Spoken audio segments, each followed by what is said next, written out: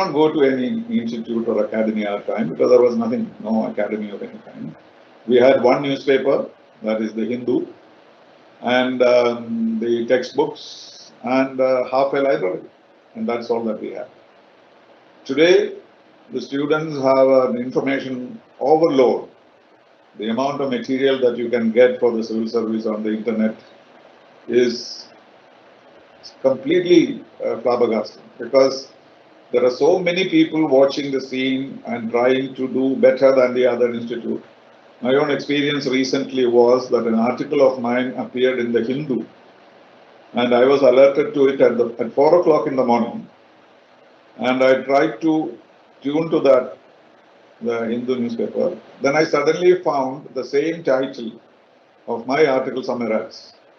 And a gentleman was actually showing my article on the screen and explaining it word by word for civil service students.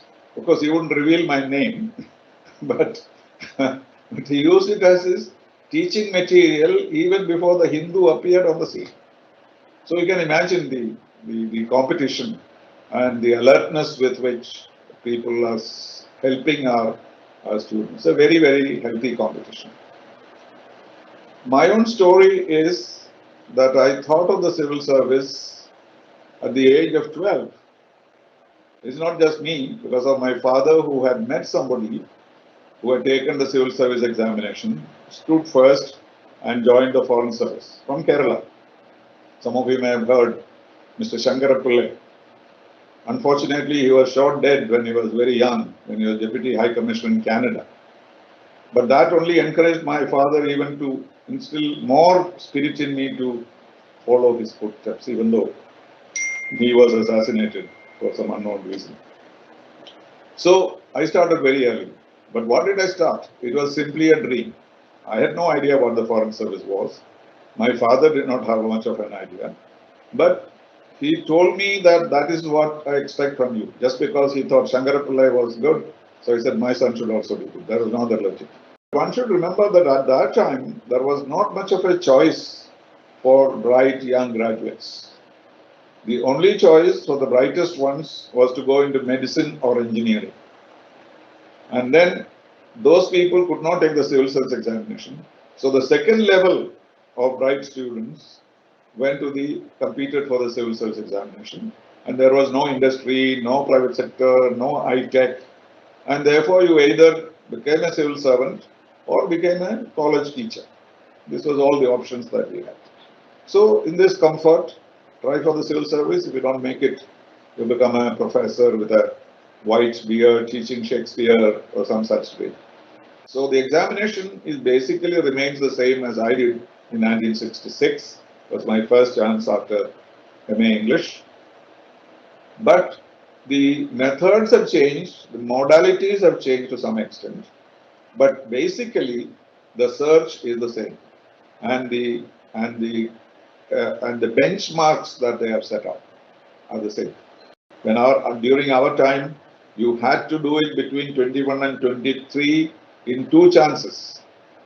Today, you can do between 21 and 32 with 6 chances. In our time, there were 3 optional papers. Today, there is only 1 optional subject that you have to learn. So, in a sense, they have simplified it, increased the number of opportunities you have. At the same time, they have changed the pattern of the examination. More or less the same, but different. We can go into that if it is necessary. And now, if you have passed the examination, mains examination, the Kerala government takes you for the interview, puts you up in Kerala House, treats you as VIPs, put you in touch with Kerala civil servants in Delhi. So these are all opportunities which none of us had. We had not seen an IAS officer before we went to the exam. So these are all advantages. In our time, after the results were announced, we could choose the service. You can see where you stand. Will you become Chief Secretary of Kerala or will you become Cabinet Secretary? You can calculate from the age of the others who are joining, right? And then you can say, oh, maybe diplomatic, I may not become Foreign Secretary, so why don't I join for the IAS so I can become Cabinet Secretary and dictate to the Foreign Secretary, because the Cabinet Secretary takes precedence over the Foreign Secretary. So people do calculate like that. But That calculation is now not possible. That you have to do before you take the examination. So you don't know where you stand. In my time, it was very easy. All of us took history or English or some philosophy or psychology, which meant that you could, at least out of the three optional papers, one optional paper you are already ready. You have done your MA in English, so you don't have to read your English paper. But we had two more optional papers. So I had to read Indian history and British history in those 6 months that I had. But so if you have, now that since only one optional paper, choose an optional paper and try to go do a course in that, if that option you have. When I took the examination, there were 1500 marks for the foreign service because we are supposed to have better personality than the IAS. So the IAS had only 1000 marks and the foreign service had 1500 marks and the others 800 marks. So it was a big chunk. That means if I did my interview very well, I could overtake several others who did their written papers very well. But now it has been balanced out. Everybody has only 275 marks. And during our time, of course, only the top people went to the foreign service. Not because I joined, I'm saying those were the days when foreign service was considered the most prestigious, the most attractive career. And therefore, if you are below 10, there was no chance of your getting into the foreign service. But some people, even those days, some people chose the IAS over the foreign service. So from 10, you could go to 12 or 13 or 14. So in our time, IPS was topmost. We were supposed to be the kind of Brahmins. In the academy also, we would not talk to others. We are foreign service. So, but that's all changed. Now they say foreign service, they'll say, oh, you could make it into the IAS, they tell you. that is the fall of the foreign service. In the old days, we could not go to engineering or medicine if you wanted a civil service. Because by the time you graduate as a doctor or engineer, the age limit is already over. 23 is over.